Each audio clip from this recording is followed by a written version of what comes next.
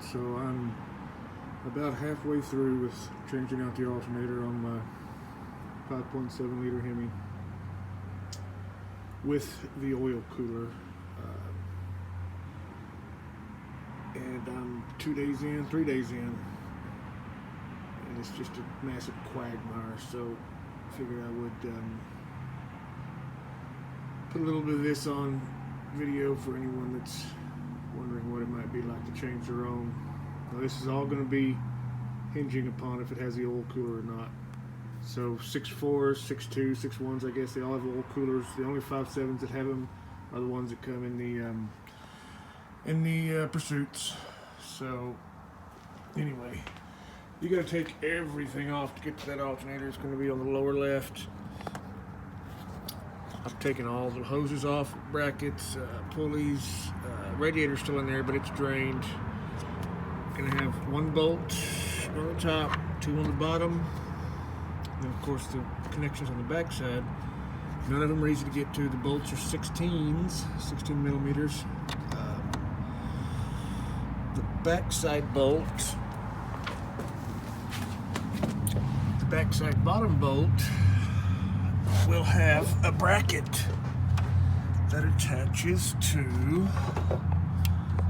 the motor mount heat shield. I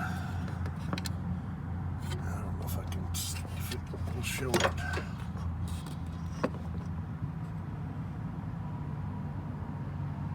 I guess it's not showing it. Piece of junk. See, this is not even a taste of what a quagmire this job is. Okay, so there's the bolt. It's hard to tell, but that is the forwardmost bolt on the engine mount, on the motor mount on this side. It's actually a stud that holds the heat shield on, and then there's a 13 millimeter nut that holds that bracket on, which would be, I don't know if I can see it.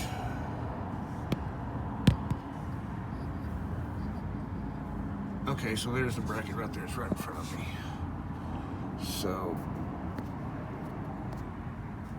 this bracket right here, it'll be on the rearmost bottom bolt, and it'll go to that motor mount heat shield stud. Good luck with that one. I won't even describe how hard that is to get loose. So there's the oil cooler. I have to take everything off of it. It's also going to have, you can see there, the engine oil temperature sensor is all off in the way. I actually removed it. All it is an engine coolant temperature sensor.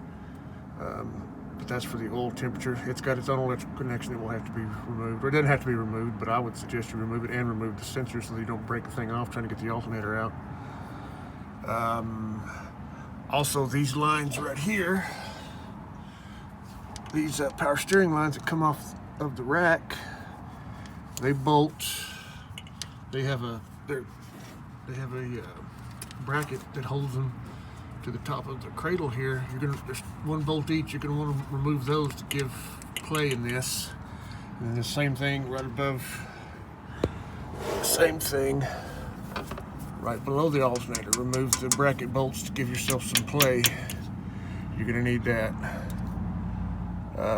I could not get the backside alternator plugs, the both B plus and the PCM wire. I couldn't get them loose until I had loosened all the bolts and pulled the alternator up towards me. And by the way, these bolts will not come out. They're going to stay with the alternator. So, right there, those two bolts, there's not enough room for them to come all the way out. See how long they are.